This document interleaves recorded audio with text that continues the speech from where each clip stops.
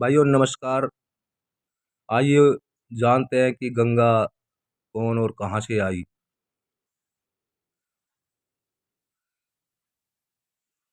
इस चैनल को सब्सक्राइब और लाइक कर लें क्योंकि आने वाला वीडियो और नोटिफिकेशन आपके पास तुरंत पहुंच जाए। नारद जी ने कहा कि वेदताओं में श्रेष्ठ भगवान पृथ्वी का यह परम मनोहर उपाख्यान सुन चुका हूँ। अब आप गंगा का विशद प्रसंग सुनाने की कृपा कीजिए।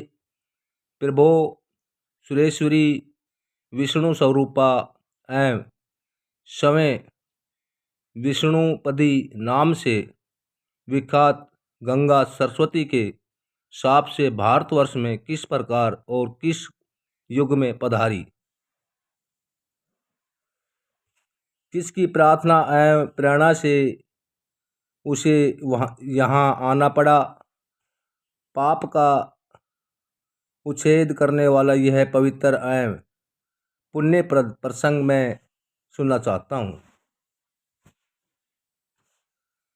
भगवान नारायण कहते हैं कि नारद श्रीमान सगर एक सूर्यवंशी सम्राट हो चुके हैं। मन को मुग्ध करने वाली उनकी दो रानियां थी, वेदभरी और सेव्या। उनकी पत्नी सेव्या से एक पुत्र उत्पन्न हुआ। कुल को बढ़ाने वाले उस सुंदर पुत्र का नाम असमचास पड़ा। उनकी दूसरी पत्नी वेद भी ने पुत्र की कामनाओं से भगवान शंकर की उपासना की। शंकर के वरदान से उसे भी गर्भ रह गया। पूरे 100 वर्ष व्यतीत हो जाने पर उसके गर्भ से एक मांसपिंड की उत्पत्ति हुई। उसे देखकर वह बहुत ही दुखी हुई और उसने भगवान शिव का ध्यान किया। तब भगवान शंकर ब्राह्मण के वेश में उनके पास पधारे और उन्हें उस मांसपिंड को 60,000 भागों में बांट दिया। वे सभी टुकड़े पुत्र रूप में परिणत हो गए। उनके बल और पराक्रम की सीमा नहीं रही। उनके परम तेजस्वी कलेवर ने ग्रास ऋतु के मध्य कालीन सूर्य की प्रभा का मानो हरण कर लिया था, परंतु वे सभी तेजस्वी कुमार कपिल मुनि के शाप से जलकर भस्म हो गए। यह दुखद समाचार सुनकर राजा सागर की आंखें निरंतर जल बहाने लगी। वे बेचारे घोर जंगल में चले गए। तब उनके पुत्र असमचस ने गंगा को ले आने के लिए तपस्या आरंभ कर दी। वे बहुत ही काल तक तपस्या करते रहे। अंत में काल ने उन्हें अपना ग्रास बना लिया। असम जसन के पुत्र का नाम अशुमान था। गंगा को ले आने के लिए लंबे समय तक तपस्या करने के पश्चात वे भी काल के कलेवान बन गए।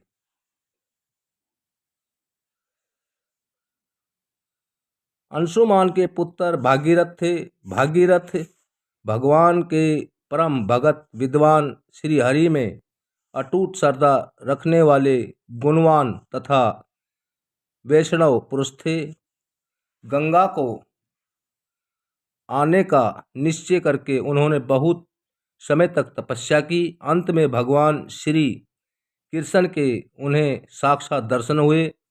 उस समय भगवान के श्री विग्रह से ग्रीष्मकालीन करोड़ों सूर्यों के समान प्रकाश फैल रहा था।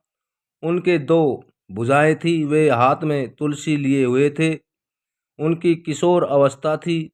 वे गोप के वेश में पधारे थे। कभी गोप सुंदरी राधा के रूप में भी उनके दर्शन हुआ करते थे। भक्तों पर कृपा करने के लिए ही उन्होंने यह रूप धारण किया था। मुने भगवान श्री कृष्ण परिपूर्णतम परम ब्रह्मा हैं। वे चाहे जैसा रूप बना सकते हैं। उस समय ब्रह्मा, विष्णु और शिव आदि उनकी स्तुति कर रहे थे और मुनियों ने उनके सामने अपने मस्तक झुका रखे थे। सदा निरप सबके साक्षी, निर्गुण, प्रकृति से परे तथा भक्तों पर अनुग्रह करने वाले उन भगवान श्री कृष्ण का मुखमंडल मुस्कान से भरा था।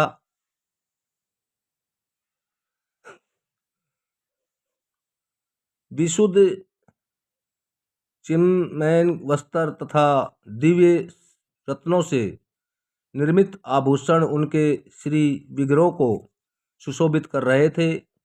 उनकी यह दिव्य झांकी पाकर भागीरथ ने बार बार उन्हें प्रणाम किया और स्तुति भी की। लीला पूर्वक उन्होंने भगवान से अभीष्ट वर भी मिल गया। वे चाहते थे कि मेरे पूर्वज तर जाएं। परम आनंद के साथ उन्होंने भगवान की दिव्य स्तुति की थी। भगवान श्री हरि ने गंगा जी से कहा, सुरेश्वरी, तुम सरस्वती के शाप से अभी भारत वर्ष में जाओ और मेरी आज्ञा के अनुसार सागर के सभी पुत्रों को पवित्र करो। तुमसे सप्तऋत वायु का सहयोग पाकर ही वे सभी राजकुमार मेरे धाम में चले जाएंगे।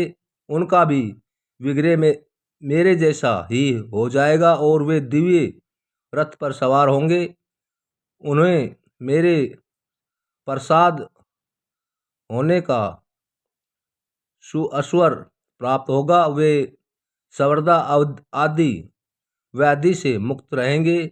उनके जन्म जन्मांतर के पापों की संसद पूंजी समाप्त हो जाएगी।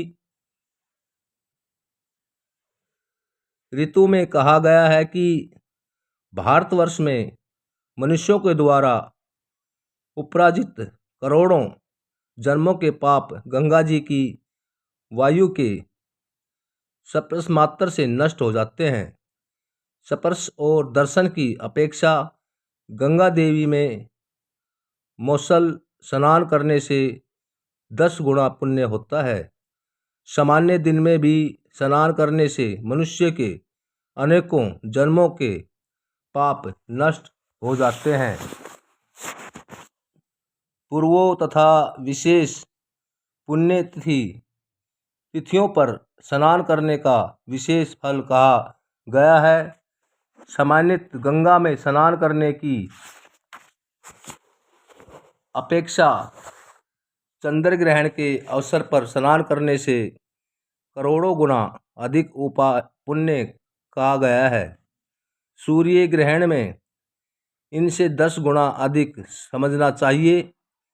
इस सौगुण पुण्य अर्घ्यों के समय स्नान करने से मिलता है।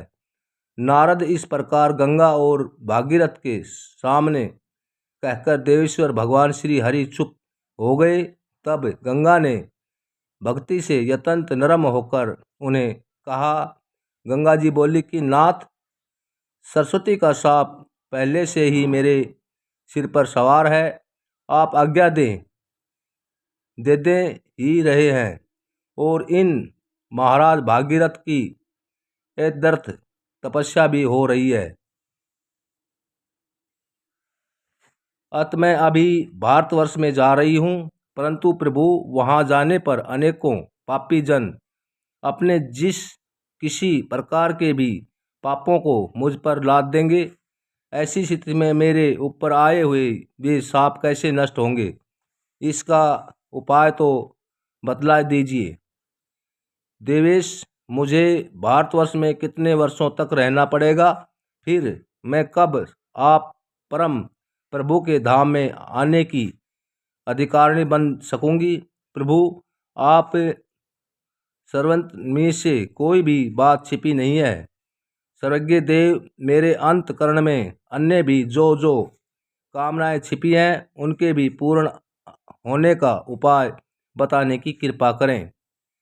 श्री भगवान बोले, श्री श्री गंगे, मैं तुम्हारे सभी अभिप्रेतों से परिचित हूँ। तुम नदी रूप से भारतवर्ष में पधारोगी और मेरे ही अंश स्वरूप समुद्र तुम्हारे पति होंगे। भारतवर्ष में सरस्वती आदि अन्य जितनी नदियाँ होंगी उन सब में समुद्र के लिए तुम ही सबसे अधिक सौभाग्यवती मानी जाओगी। देवेशी, कलयुग के 5000 वर्ष तुम्हें सरस्वती के शाप से भारतवर्ष में रहना है। देवी लक्ष्मी रूपा, तुम ऋषिका हो और मेरे स्वरूप समुद्र ऋषि राजा हैं। तुम उसके साथ एकांत में निरंतर प्रिय संगम करोगी। भारतवासी संपूर्ण मनुष्य भागीरथ परिणीत सतुत्र से तुम्हारी स्तुति करेंगे और उनके द्वारा भक्तिपूर्वक तुम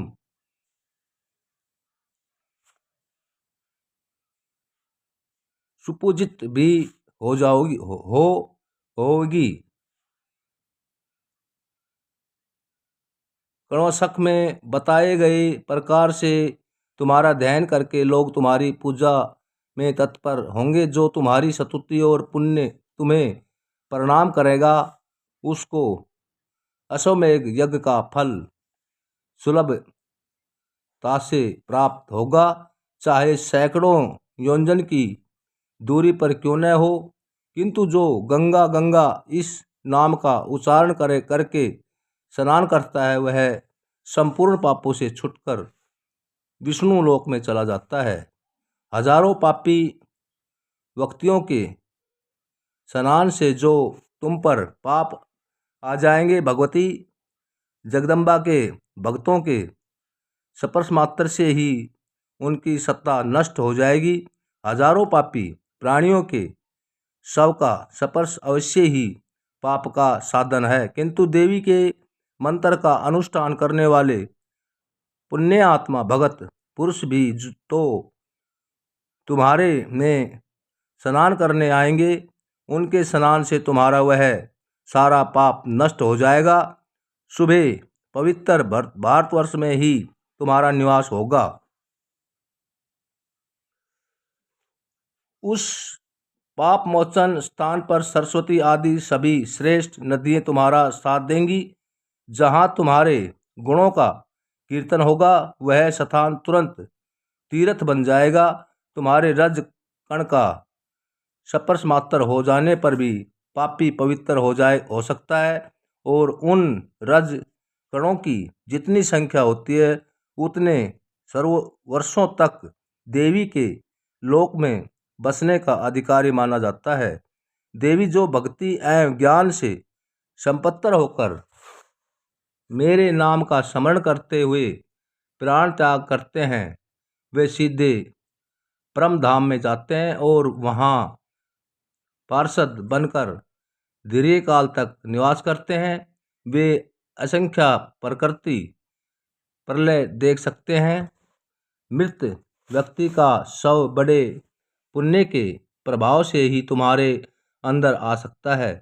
जितने दिनों तक उसकी एक एक हड्डी तुम्हारे में रहती है उतने समय तक वह वैकुंठ में वास करता है। यदि कोई अज्ञानी व्यक्ति तुम्हारे जल का स्पर्श करके प्राण त्याग करता है तो वह भी कृपा से शैलोक पद का अधिकारी होता है। अथवा कोई भी कहीं भी मरे, यदि मरते समय जिस किसी प्रकार से भी तुम्हारे नाम का स्मरण हो जाता है तो उसे मैं सालोक्य पद प्रदान करता हूँ। ब्रह्मा की आयु पर्यंत वह वहाँ रह सकता है। कोई तीर्थ में मरे या तीर्थ में तुम्हारे स्मरण के प्रभाव से सारूप्य पद का अधिकारी वह पुरुष ऐसी शक्तिशाली बन जाता है कि वह त्रिलोकी को भी पवित्र कर सकता है।